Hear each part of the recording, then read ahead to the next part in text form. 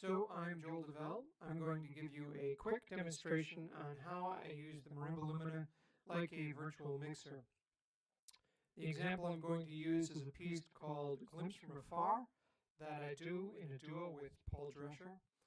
He sends me his sounds, which come from a 14-foot long string instrument with 4 strings called the quadrichord.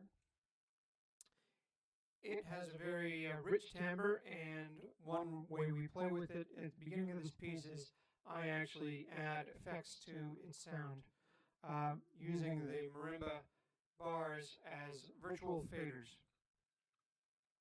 The first virtual fader is using this strip. I control the amount, and that you could see here. I'm using Ableton Live as my front end. I'm putting my voice through right now. And you'll see I can bring the fader in and out through this strip up top.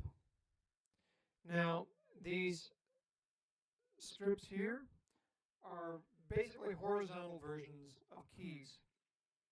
In this case, I'm going to take this key, the E key, and I've assigned it to delay. And you see it on this fader here. If I'm up quite a bit, I get quite a bit of delay. If I'm down, I get very little delay. And I could bring it all the way down here so that I can speak normally and show you other things that I'm doing with the bars in the marimba. First of all, starting up here, I've assigned that to this key, this F key, the intensity of a small amount of chorus. I'm going to turn on the distortion. That's this key here up here. Turn it on, turn it off, turn it on.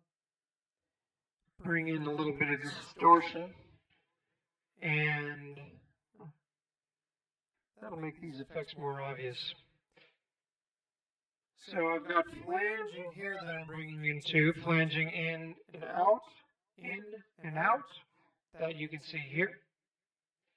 And I've got a phaser here. This phaser's rate is controlled. You can see it controlled on this bar and on this virtual phaser. Another thing that's nice and easy to show with simply the voice is this parameter here. That would be the pitch, which you can see being affected here. You can see this round circle going up and down, assigned to that. Or we could simply look at the software. That's on this giant wheel here, going up and down. These various knobs are being represented here in Ableton. And that's simply another way to see them.